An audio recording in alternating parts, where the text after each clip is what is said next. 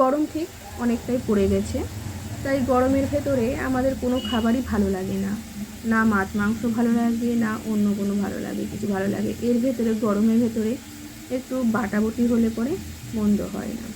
তো অনেক রকমের তো বাটা হয়, তার ভেতরে আমি আজকে বাটবো সেটা হলো ঝিঙে।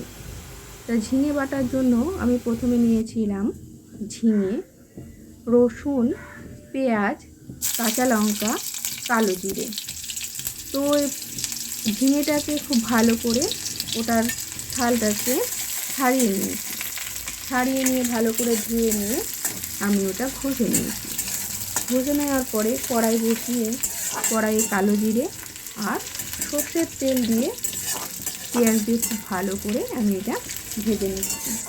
আর বাটাবুটিতে একটু সর্ষের তেল হলে পরেই খুব ভালো লাগে, জিনিসের টেস্টটা দ্বিগুণ হয়ে যায়। তাই আমি এখানে সাদা তেল তো ব্যবহার করবই না, আমি এখানে ব্যবহার করব সর্ষের তেল। তা পেঁয়াজটা আমার খুব সুন্দর করে ভালো করে লাল লাল করে ভাজা হয়ে গেছে, তার সঙ্গে কালো জিরাটা ভাজা হয়েছে। এবার বেটে রাখা ঝিঙে আর রসুন আর কেটে রাখা কাঁচা লঙ্কা দিয়ে ভালো করে আমি এটা নাড়িয়ে নেব।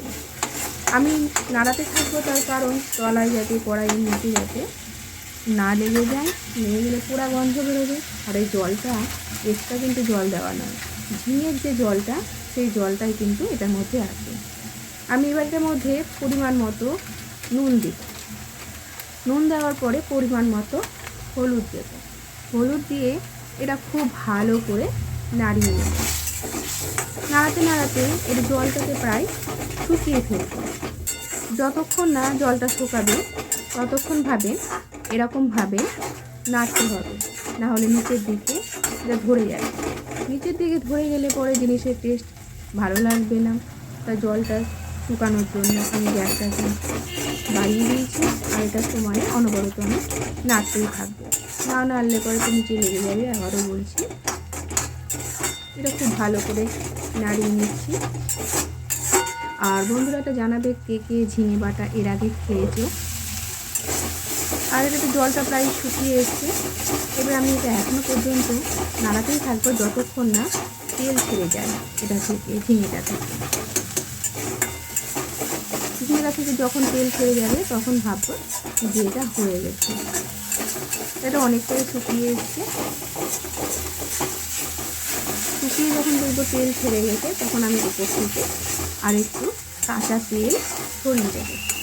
ছড়িয়ে দেওয়ার পর এটা আমি আর 2-1 মিনিট মতো নাড়াচাড়া করে নামিয়ে নেব।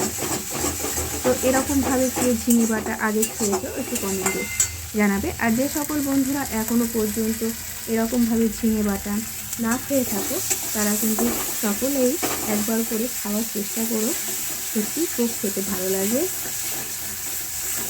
এটা থাকলে পরে তোমাদের আর অন্য কিছু জিনিসের প্রয়োজন পড়বে না। যেদিনকে ঘরে আমাদের মাছ মাংস বা কোনো সবজি না থাকবে তখন কিন্তু এরকমভাবে ঝিঙে বাটাটা করে খেতে পারো। আর যারা বাটাবুটি ভালোবাসে তারা মাছ মাংস থাকলেও তো এগুলোই খেতে ভালোবাসে, আর গরমের ভেতরে এটা খেতে খুব ভালো লাগে। তো প্রায় আমার এটা হয়ে গেছে। আর ওপর থেকে দেখলে তো নিশ্চয়ই আমি তেলটাও ছড়িয়ে দিয়েছি। এবারে আমি এটা নামিয়ে নেব। তো আজকের ভিডিওটা এটুকুই, আবার দেখা হবে নেক্সট ভিডিওতে। সকলে ভালো থেকো, সুস্থ থেকো, টাটা বাই।